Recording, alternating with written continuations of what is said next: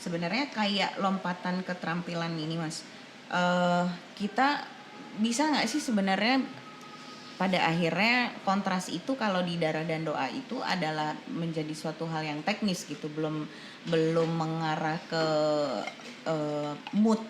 Sementara kalau di lewat jam malam kan memang sudah kontras itu dibuat untuk mengarahkan kepada mood gitu, teror, ketakutan yang seperti itu kan dengan heart lightnya ini. Dan ini boleh dibahas juga sih Mas tadi tentang si tropical lighting. Nah ini kita udah masuk lighting nih. Ya, keterampilan itu kan harus melewati satu fase-fase. Nggak bisa keterampilan itu langsung melompat pada fase pandai. Pasti mengalami satu salah, kemudian coba lagi, menemukan kebenaran, ya trial and error. Nah, kalau yang tadi aku katakan ada lompatan-lompatan kepandaian dalam bercerita melewati gambar, gitu. Jadi bukan sekedar Maxtera, akan tetapi juga Usmar Ismail sudah pandai bercerita melalui gambar.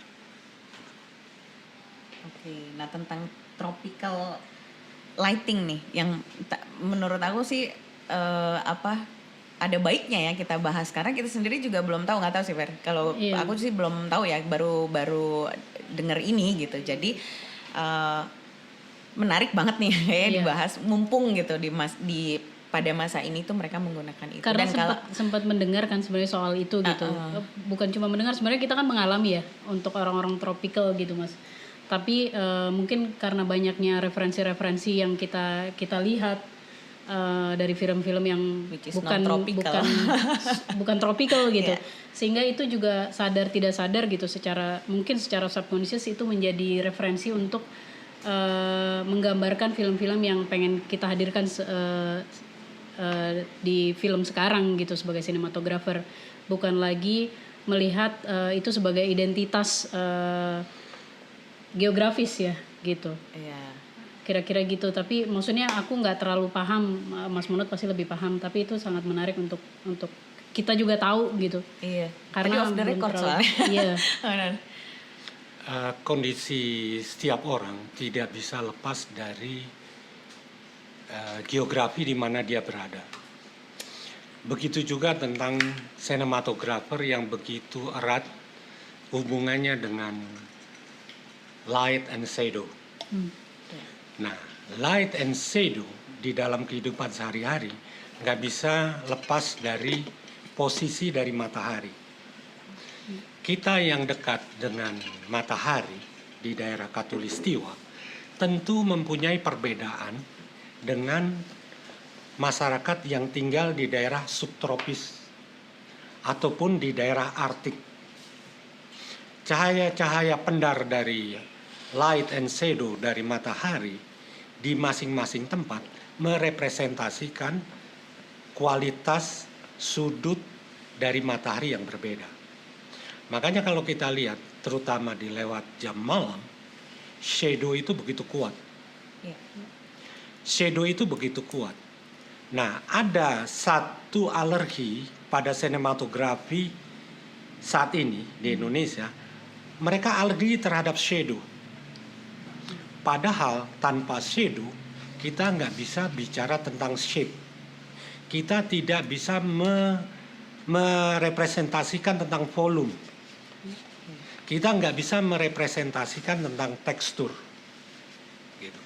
Nah, sebetulnya hal itu adalah hal yang sangat menguntungkan buat kita. Sangat menguntungkan buat kita dengan berbicara dengan tropical lighting. Misalnya kalau kita lihat di opening dari jam malam, lewat jam malam, itu kita lihat openingnya itu ada tokoh kaki, kemudian kamera tilt up ke arah pengumuman tentang jam malam. Di sini juga sangat luar biasa dari Usmar dan Maxtera. Opening film itu udah tagline dari film itu sendiri. Kemudian aku teringat terhadap film Touch of Devil dari dari Waltz, Touch of Devil, tapi aku kaget ketika aku lihat Touch of Devil itu 58. Oke. Sementara Tapi- ini 54 ya. Ya, Touch of Devil itu dibangun oleh bayangan orang yang membawa bom, gitu. Orson Welles. Orson Welles. Gitu. Nah, aku kaget ketika lihat Jam Malam. Ternyata ini jauh lebih awal dibanding Orson Welles. Kenapa aku katakan ada lompatan bercerita dari Max Terra dan Usmar, sebuah kerjasama yang solid. Di awal film kita udah dibawa pada satu mood tertentu dari tagline film itu, dari shot yang begitu sangat sederhana. Nah, penerjemahan tergantung penontonnya. Kemudian tentang kontras tadi, nah masing-masing tiap kita akan berbeda. Di kecenderungan sinematografi Indonesia saat ini lebih cenderung mengatakan bahwa soft lighting itu yang paling baik. Sebetulnya enggak juga. Nah, itu boleh tuh. Karena itu sejarahnya. adalah kiblat orientasi pada iklan. Iklan itu cuma produk yang dijual. Iya. Tapi lighting bukan painting with light. Seorang sinematografer yang baik bukan sekedar painting with light. Tapi dia sudah menjangkau lebih jauh lagi, yaitu statement with light. Dia sudah memberikan statement pada tata cahayanya. Kalau dia hanya melayani painting with light, dia masih figuratif. Tapi di sini kita lihat bagaimana statement dari Max Terra terhadap opening dari film Lewat Jam Malam. Gitu. Lewat Jam Malam. Nah, ini sebetulnya akan menarik dengan Mas Soleh. Kalau ada Pak Tom, Mas Soleh, dia orang yang sangat suka pada kontras-kontras yang tinggi. Nah, ini bukan baik dan buruk. Di sisi yang lain, Mas George itu lebih mengejar pada kontras yang lebih soft. Pada saat Mas Soleh bikin kodrat, Pak George itu di era itu lagi bikin Janet itu, Selamat Tinggal Janet, Dua Tanda Mata. Dia lebih menampilkan, merepresentasikan situasi cahaya-cahaya yang soft. Kebetulan Janet itu syuting di Karanganyar, di daerah ketinggian di Gunung Lawu. Hingga daerahnya memang memantulkan cahaya-cahaya yang soft. Mas Soleh dengan kodrat, orang yang hidup di pinggiran rel kereta, dengan cahaya-cahaya yang tajam. Gitu. Nah, cahaya-cahaya yang tajam, kontras-kontras yang tinggi antara highlight dan shadow, itu adalah sebuah representasi dari statement setiap sinematografer. Bukan melayani stylist tertentu. Bukan sekedar melayani stylist tertentu. Nah, ini yang aku kadang-kadang bingung. Kamu hidup di daerah tropis, tapi kamu mengejar cahaya-cahaya dengan kontras daerah subtropis dan Arktik. Makanya kita nggak heran kalau di Arktik semua cahayanya bounce.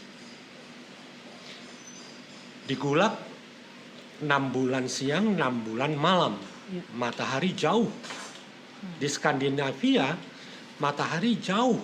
Kita tropis, matahari itu tepat di atas kepala kita, apalagi di daerah Pontianak. Kontrasnya beda. Kalau kita lihat kontras dari Max Terra terutama di Lewat Jam Malam, itu terlihat daerah shadow dengan daerah highlight.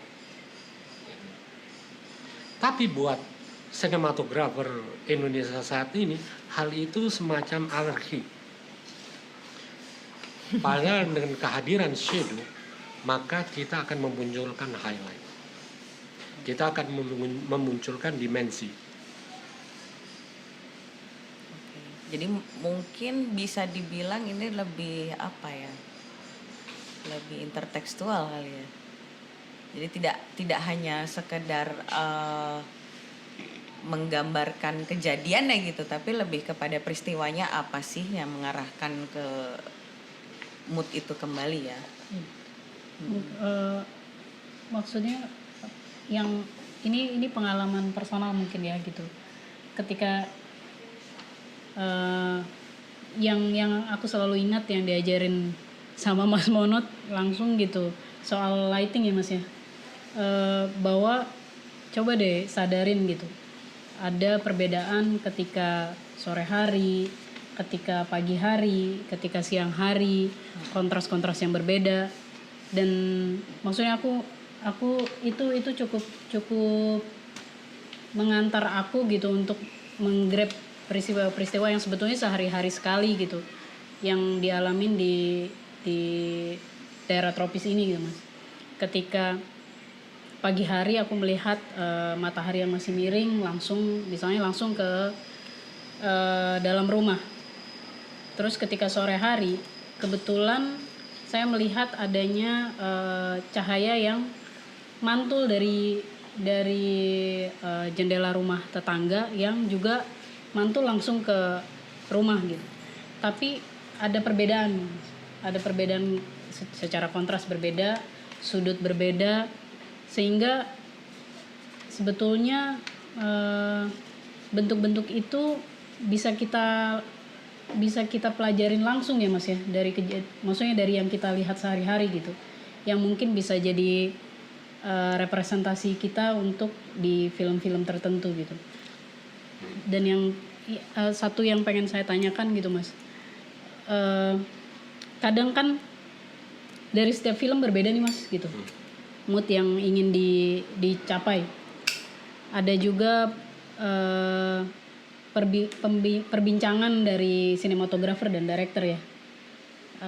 Misalnya director juga memberikan referensi bahwa yang ingin dia achieve gambar seperti ini.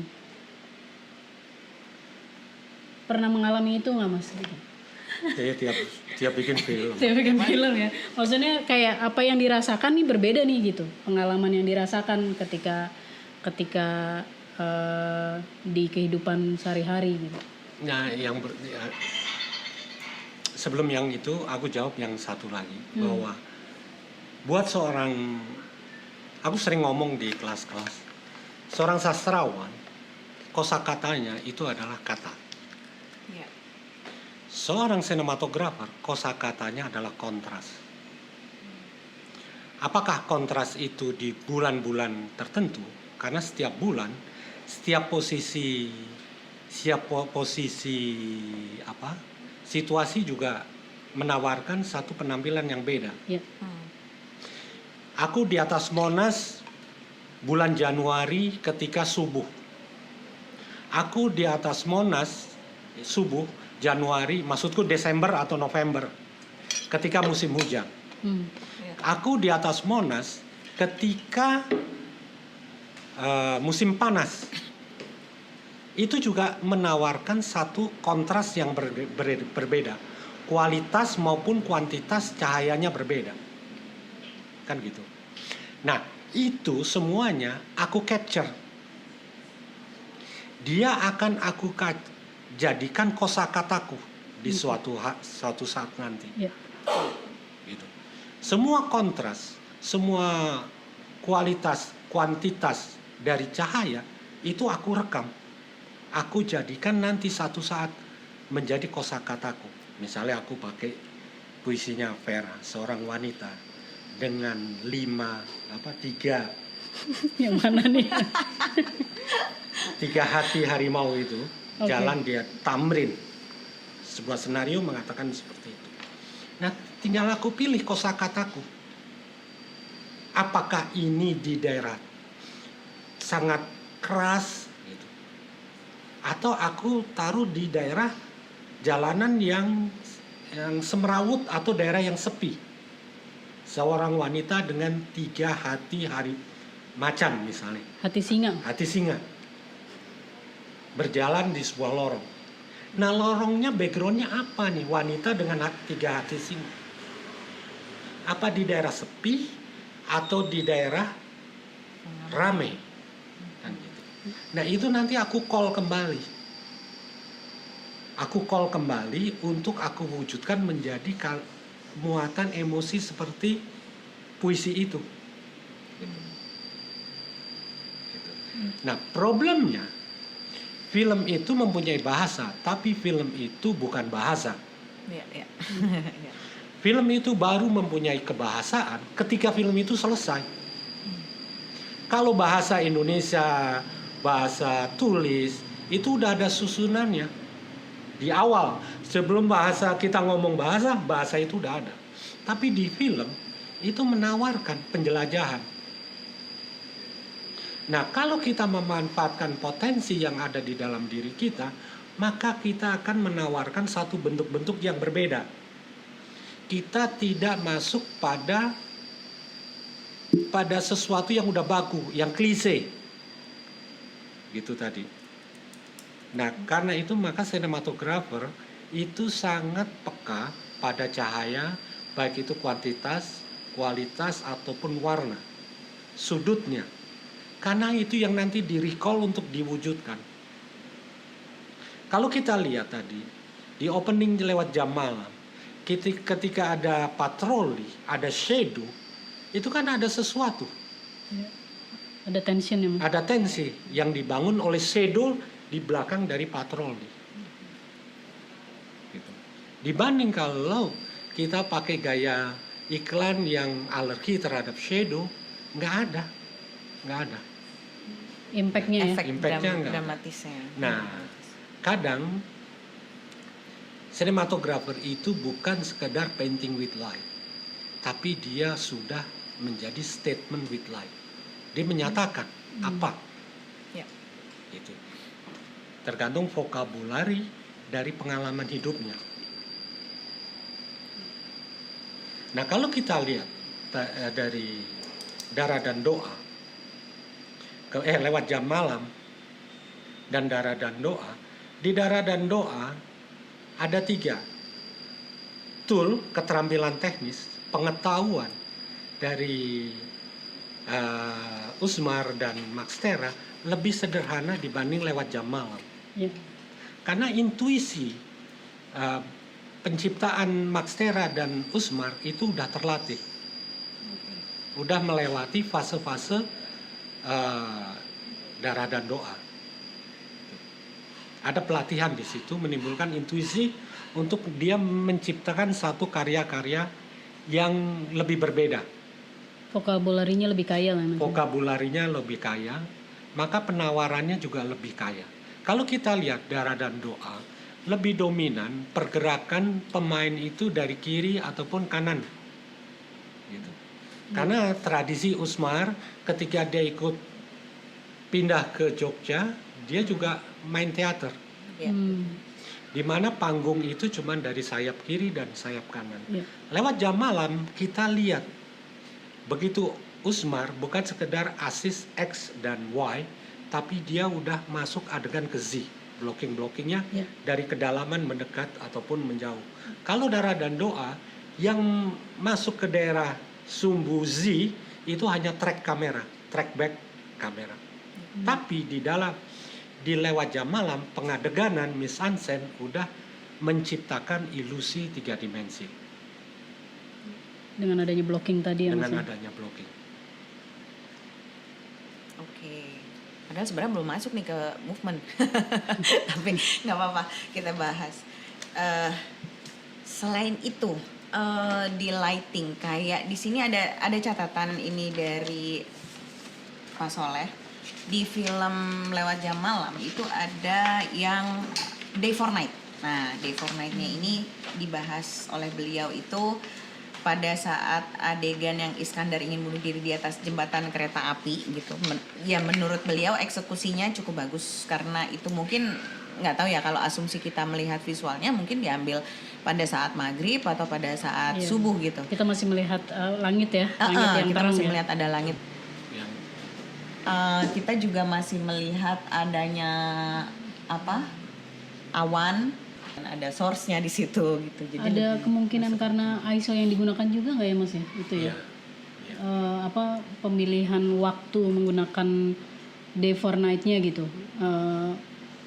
Karena di Darah dan Doa kan hanya ISO 100 gitu. Karena kan itu kita harus membagi 2. Ya. Daerah shadow di bawah dengan daerah highlight di awan.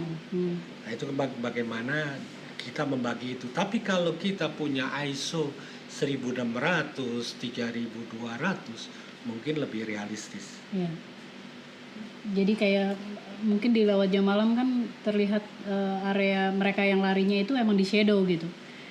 Highlightnya hanya di awan kan mas. Sementara di Dara dan Doa di merekanya pun terkena highlight gitu. Memang siang hari. Mungkin pertimbangan ISO juga aku rasa. Bukan pertimbangan ISO karena ketersediaan ISO yang Iya. ada cuma satu jenis 100. Iya. Sementara fasilitas untuk graduate yang setengah kan belum ada. Iya. Kemudian juga filter warna kuning juga belum ada di Di kita. era itu ya. Kalau Masa itu. black and white pasti akrab dengan filter Color. warna kuning itu untuk memisahkan warna awan dan langit. Kalau Menciptakan kontras ya berarti. Menciptakan kontras antara awan dan langit. Kalau itu terjadi, maka kita akan mendapatkan kontras yang cukup tinggi. Problemnya yang kalau Dara dan Doa, makanya itu bukan jenis daerah tropis. Kalau tropis begitu malam ya gelap, Iya. Nah, malam gelap. Ini nih. Nah, jadi memang kalau kelihatan di sini emang dia memilih waktu yang ya udah kita ambil di gelapnya aja deh gitu. Iya. Maksudnya Di mungkin jam sore yang hari gelapnya, gitu. sore Udah hari atau udah subuh gitu. ya, udah lebih berani untuk pakai waktu yang udah down Keputusan gitu itu, Ya. benar. dibandingkan Dara dan Doa Ya. dengan ketersediaan ISO tadi ya mas ya. ISO, nah ini dia fasilitas teknis itu juga akan mempengaruhi estetis. Ilmu pengetahuan, technical aspek itu akan mempengaruhi estetika dari sinematografi. Ya. Itu segitiga yang saling berhubungan. Kalau di sini dikasih fasilitas ND grade, kemudian ada polar, Ya. kemudian ada filter kuning, pasti sempurna. Sudah selesai sudah. Iya. Iya. Cuman kan ketersediaan di fase itu belum ada. Ya. Karena kalau film hitam putih eksterior, sinematografi nggak bisa lepas dari filter kuning. Misalnya kita lihat di Ansel Adam terutama Ansel Adam itu kan kelihatan banget kontrasnya langit dan awan.